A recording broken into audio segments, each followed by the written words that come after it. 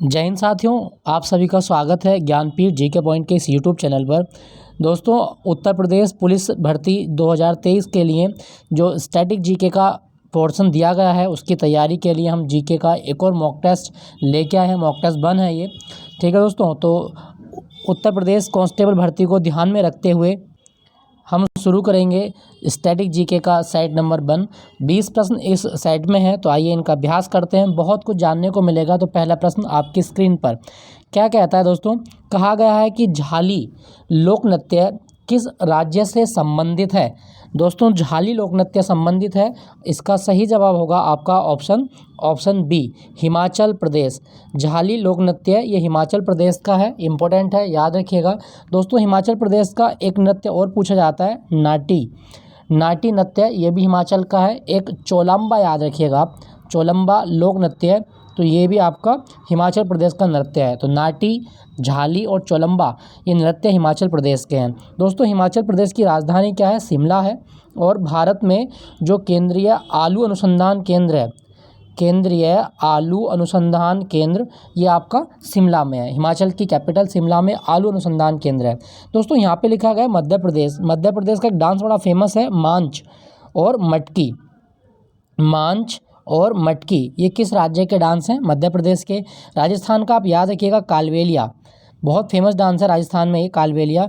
तो कालबेलिया डांस ये राजस्थान में किया जाता है। झाली लोक नृत्य हिमाचल प्रदेश। अच्छा, यूपी में कौन सा होता है? उत्तर प्रदेश में कथक, ये यहाँ का क्लासिकल डांस है। यूपी का जो शास्त्रीय नृत्य है वो कथक है। अगले प्रश्न की ओर चलते हैं। क्या कहा गया है दोस्तों? अगला प्रश्न है आपका, भारतीय संविधान में संसदीय प्रणाली का रूप किस देश से लिया गया है।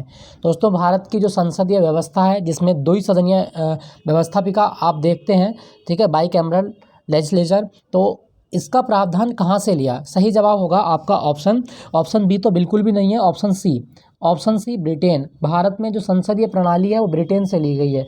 दोस्तों, ब्रिटेन से हमने और क्या लिया है? एकल नागरिकता। ब्रिटेन से एकल नागरिकता के साथ साथ और हमने क्या लिया है दोस्तों? हमने ली है रिट का कॉन्सेप्ट लिया गया है, ठीक है। जो आर्टिकल 32 और आर्टिकल 226 के तहत रिट दायर की जाती हैं, वो रिट व्यवस्था भी ब्रिटेन से ली गई है। और मंत्रिमंडलीय प्रणाली ब्रिटेन से ली गई है। विधि का शासन, रूल ऑफ लॉ, विधि का शासन, ये कहाँ से लिया गया है? ये भी आपका ब्रिटेन से लिया गया है। क्लियर, आप याद रखिएगा। दोस्तों, यहाँ पे लिखा गया है दक्षिण अफ्रीका। संविधान में जो संशोधन करने का तरीका है, जो संविधान संशोधन की प्रक्रिया है, ये कहाँ से ली गई है? ये दक्षिण अफ्रीका से ली गई है। और संघीय प्रारूप कहाँ से लिया गया है दोस्तों? संघीय व्यवस्था जो ली गई है वो आपकी कनाडा से ली गई है। क्लियर, तो इसका सही जवाब होगा आपका ऑप्शन सी, ब्रिटेन से संसदीय व्यवस्था ली गई है। दोस्तों, एक चीज़ याद रखना, किस देश की संसद को संसदों की जननी कहा जाता है? वो देश ब्रिटेन ही है। ब्रिटेन की संसद को संसदों की जननी कहा गया है। क्या आपको पता है कि ब्रिटेन में कितने देश आते हैं? 3 देश आते हैं। कौन कौन से? देखो, एक इंग्लैंड आता है, एक वेल्स आता है और एक स्कॉटलैंड। इन 3 देशों को मिलाकर ब्रिटेन बोला जाता है। आप याद रखना, इंपॉर्टेंट है, पूछ ले जाएगा। नेक्स्ट प्रश्न की ओर चलते हैं। अगले प्रश्न की ओर चलते हैं। अगला प्रश्न क्या कहा गया? अगला प्रश्न है, भजन सोपोरी किस वाद्य यंत्र के लिए प्रसिद्ध है। दोस्तों, भजन सोपोरी ये इन्होंने प्रसिद्धि पाई है संतूर वादन में। संतूर जम्मू कश्मीर से इसकी उत्पत्ति हुई है, ये आप याद रखिएगा। और जब भी संतूर की बात करते हैं, एक नाम और आता है शिव कुमार शर्मा, पंडित शिव कुमार शर्मा, ये भी बहुत प्रसिद्ध आर्टिस्ट है संतूर वादन के लिए। एक चीज़ याद रखिएगा, संतूर में कितने तार होते हैं? 100 तार होते हैं। तो भजन सोपोरी का संबंध संतूर वादन से है। नेक्स्ट प्रश्न है आपका, निम्नलिखित में से किस समाज सुधारक ने सत्यशोधक समाज की स्थापना की थी। दोस्तों, सत्यशोधक समाज ये जाति व्यवस्था और जो ब्राह्मणवाद है उस पर कटाक्ष करता है।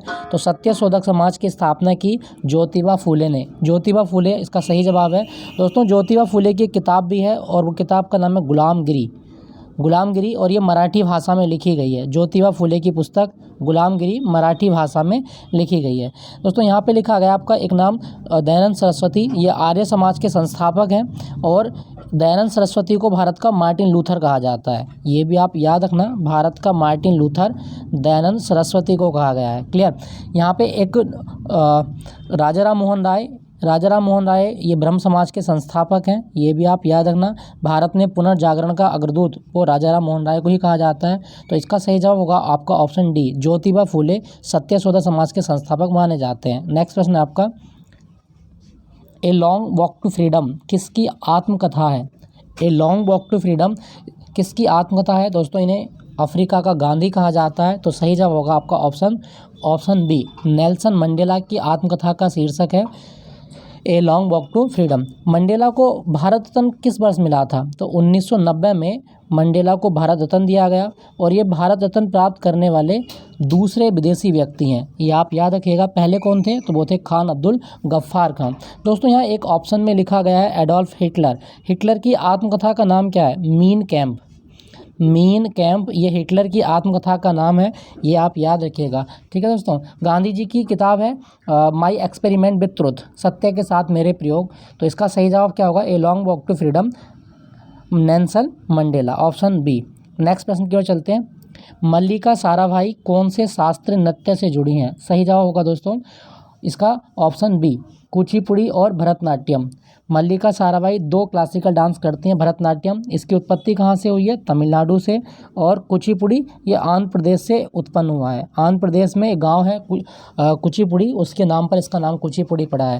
दोस्तों यहाँ पे है आपका कथकली। कथकली ये केरल से उत्पन्न हुआ है, केरल का क्लासिकल डांस है। और मोहिनी अट्टम भी केरल का है। बाकी एक सतरिया है, सतरिया आप जानते हैं ये असम का क्लासिकल डांस है। तो ये भी आपको याद रखना है, सतरिया असम। तो मल्लिका साराभाई कुचिपुड़ी और भरतनाट्यम करती हैं। नेक्स्ट प्रश्न की ओर चलते हैं। द्रोणाचार्य अवार्ड किस क्षेत्र में दिया जाता है? द्रोणाचार्य अवार्ड किस क्षेत्र में मिलता है? तो इसका सही जवाब होगा आपका ऑप्शन ए, खेल प्रशिक्षण। जो खेल सिखाने वाले कोच होते हैं उनको दिया जाता है। और इसकी शुरुआत कब की गई थी? 1985 में। 10 लाख रुपए का अमाउंट इसमें मिलता है। और भारत का जो खेल मंत्रालय है वो द्रोणाचार्य अवार्ड देता है। दोस्तों भारत में चिकित्सा के क्षेत्र में कौन सा अवार्ड मिलता है? BC Roy award. BC Roy award ये चिकित्सा के क्षेत्र में दिया जाता है। और इसके साथ साथ धन्वंतरी अवार्ड भी चिकित्सा के क्षेत्र में दिया जाता है। क्लियर? तो द्रोणाचार्य अवार्ड खेल प्रशिक्षण, ऑप्शन ए। नेक्स्ट प्रश्न है आपका, ड्रिकयुल किस देश का उपनाम है? ड्रिकयुल the land of thunder dragon इसका अर्थ होता है। तो ड्रिकयुल किसे कहा जाता है? ऑप्शन डी, भूटान का नाम है ड्रिकयुल। भूटान का राष्ट्रीय खेल क्या है? तीरंदाजी। भूटान का राष्ट्रीय खेल है तीरंदाजी। और यहाँ की जो राजभाषा है उसको जोंगखा कहा जाता है। भूटान की मुद्रा क्या है? गुल्ट्रम। भूटान की मुद्रा गुल्ट्रम है, याद रखिएगा। भारत में 4 राज्य हैं जैसे असम, अरुणाचल प्रदेश, सिक्किम और पश्चिम बंगाल, जो भूटान के साथ अपनी सीमा साझा करते हैं। दोस्तों यहाँ पे लिखा गया है जापान। जापान का दूसरा नाम क्या है? निप्पन। निप्पन, निप्पन का अर्थ होता है उगते सूर्य की भूमि। और नॉर्वे को क्या बोलते हैं? The land of midnight sun. The land of midnight sun, मध्य रात्रि सूर्य की भूमि किसे कहा जाता है? तो वो कहा जाता है नॉर्वे को। अच्छा, नॉर्वे की कैपिटल क्या है? ओस्लो।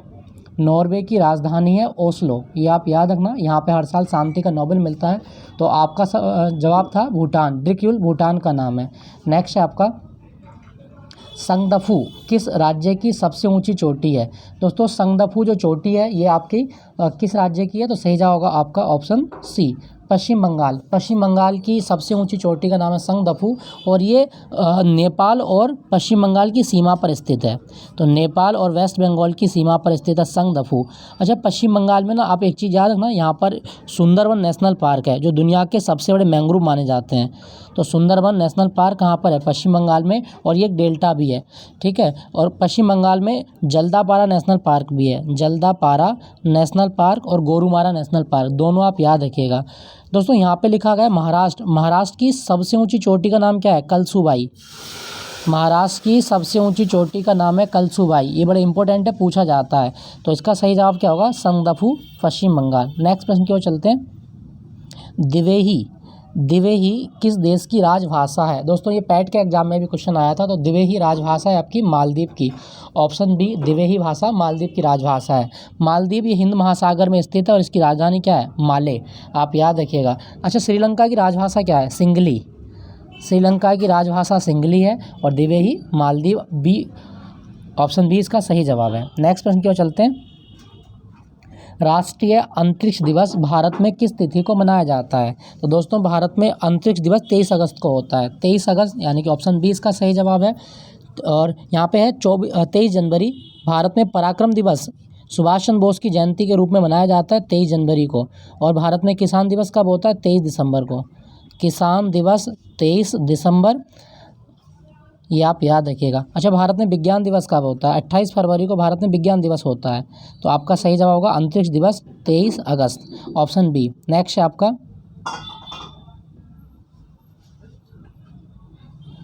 नेक्स्ट है the currency of Thailand. Thailand की मुद्रा का नाम क्या है? दोस्तों थाईलैंड की मुद्रा बहुत आती है एग्जाम में, स्टार मार्क कर रहा हूँ, इसको नोट कर लेना। थाईलैंड की मुद्रा है बाहत, ऑप्शन ए। युआन लिखा गया है, चीन की करेंसी का नाम युआन है। येन ये जापान की करेंसी है। और रैंड दक्षिण अफ्रीका, साउथ अफ्रीका की करेंसी का नाम है रैंड। तो ये चारों करेंसी आप याद रखना, इसका स्क्रीनशॉट लेके आप नोट कर लेना। बाहत थाईलैंड की मुद्रा का नाम है। थाईलैंड को सफ़ेद हाथियों का देश भी कहा जाता है, इसकी राजधानी बैंकॉक। क्लियर। नेक्स्ट प्रश्न की ओर चलते हैं। भारत में अनुबंधित सिविल सेवाओं के लिए अर्हता प्राप्त करने वाले प्रथम भारतीय कौन थे? तो भारत में सिविल सेवक के रूप में जो अर्हता प्राप्त की वो किसने प्राप्त की थी? Satyendra Nath Tagore, option B. Option B, Satyendra Nath Tagore पहले भारतीय थे जिन्होंने ICS की परीक्षा को उत्तीर्ण किया था। ठीक है दोस्तों भारत में सिविल सेवाओं का जनक कौन है? Lord Cornwallis. भारत में सिविल सेवाओं का जनक कौन है? Lord Cornwallis. अच्छा, भारत में जो अभी है ना अखिल भारतीय सेवाएं हैं, तो 3 अखिल भारतीय सेवाएं हैं। IAS होता है, IPS होता है और IFS। IFS मतलब भारतीय वन सेवा, भारतीय वन सेवा, भारतीय पुलिस सेवा और भारतीय प्रशासनिक सेवा। इन 3 सर्विस को ऑल इंडिया सर्विस के रूप में जाना जाता है। तो इसका सही जवाब होगा option B, Satyendra Nath Tagore. Next है आपका, दक्षिण भारत में कौन सा त्यौहार राजा महाबली की याद में मनाया जाता है? तो राजा महाबली की याद में कौन सा त्यौहार होता है? Option A, Onam. ओणम मुख्यतः केरल का त्यौहार है और ये केरल में 10 दिन तक होता है, चिंगम महीने में। मलयालम कैलेंडर का चिंगम महीना, उसमें ओणम का त्यौहार मनाया जाता है। तो इसका सही जवाब होगा आपका ऑप्शन ए, ओणम। यहाँ पे लिखा गया विशु। दोस्तों केरल का नववर्ष क्या है? केरल का नववर्ष जो है वो विशु होता है। मलयालम कैलेंडर का नया साल विशु कहलाता है। बथुकम्मा ये तेलंगाना का फेस्टिवल है, इसको फूलों का त्यौहार भी कहा जाता है। क्लियर। नेक्स्ट प्रश्न की ओर चलते हैं। 2011 की जनगणना के अनुसार भारत का जनघनत्व कितना है? दोस्तों जनघनत्व का मतलब होता है कि 1 वर्ग किलोमीटर में कितनी जनसंख्या निवास करती है। तो भारत में प्रति वर्ग किलोमीटर रहने वाले व्यक्तियों की संख्या जो थी 2011 के अनुसार वो थी आपकी 382 व्यक्ति प्रति वर्ग kilometre. Option A is the right answer. जनघनत्व पूछा गया है। ठीक है। नेक्स्ट है आपका बुद्ध चरित ग्रंथ के रचनाकार कौन है? दोस्तों बुद्ध चरित महात्मा बुद्ध की जीवनी है जो संस्कृत भाषा में लिखी गई है। और ये लिखी किसने थी? अश्व घोष ने। अश्व घोष ने लिखी है बुद्ध चरित। और अश्व घोष किसके दरबार में रहते हैं? कनिष्क के। कनिष्क प्रथम के दरबारी कवि हैं आपके अश्व घोष। ठीक है। बुद्ध चरित को हर्षचरित से कन्फ्यूजन मत करना, हर्षचरित बाणभट्ट ने लिखी है। हर्षचरित बाणभट्ट ने लिखी है और बुद्ध चरित अश्व घोष ने लिखी है। क्लियर। नेक्स्ट प्रश्न की ओर चलते हैं। अगला प्रश्न है धनपत राय श्रीवास्तव निम्नलिखित में से किस साहित्यकार का वास्तविक नाम है? तो धनपत राय श्रीवास्तव, ऑप्शन बी, मुंशी प्रेमचंद का वास्तविक नाम है धनपत राय श्रीवास्तव। और प्रेमचंद को एक नाम और मिला, उपन्यास सम्राट। हिंदी साहित्य में उपन्यास सम्राट किसे कहा गया है? मुंशी प्रेमचंद को उपन्यास सम्राट कहा जाता है। क्लियर। चलिए अगले प्रश्न की ओर चलते हैं। नेक्स्ट प्रश्न है संयुक्त राष्ट्र संघ की स्थापना कब हुई? तो संयुक्त राष्ट्र संघ की स्थापना जो हुई थी वो हुई थी 24 अक्टूबर 1945। 24 अक्टूबर 1945 को बना। और UNO का मुख्यालय कहाँ पर है? न्यूयॉर्क में। न्यूयॉर्क में इसका मुख्यालय है। अच्छा, संयुक्त राष्ट्र संघ की कितनी आधिकारिक भाषाएं? 6 भाषाएं। कौन कौन सी? French, English, Russian, Arabian, Spanish और चाइनीज। ये आप याद रखना। फ्रांसीसी भाषा, इंग्लिश भाषा, रूसी, अरबी, स्पेनिश और चीनी, ये 6 भाषाएं हैं जो संयुक्त राष्ट्र संघ की आधिकारिक भाषाओं के रूप में जानी जाती हैं। इसका सही जवाब होगा आपका ऑप्शन डी। संयुक्त राष्ट्र संघ बना था 24 अक्टूबर 1945 को। अच्छा, जब ये बना था तो इसके सदस्य देश कितने थे? 50 थे। इसकी स्थापना के समय सदस्य देशों की संख्या थी 50 और वर्तमान में कितने हैं? 193। नेक्स्ट प्रश्न की ओर चलते हैं। लखनऊ शहर किस नदी के किनारे बसा है? दोस्तों लखनऊ शहर किस नदी के किनारे? ऑप्शन बी, गोमती नदी के किनारे बसा हुआ है। गोमती नदी का उद्गम होता गोमत ताल से, यानी कि फुलहर झील से। और फुलहर झील जो है पीलीभीत में है। पीलीभीत ज़िले में है। तो लखनऊ शहर गोमती नदी के किनारे है, ये आप याद रखिएगा। लखनऊ को नवाबों की नगरी कहा जाता है। द सिटी ऑफ नवाब किसे कहा गया है?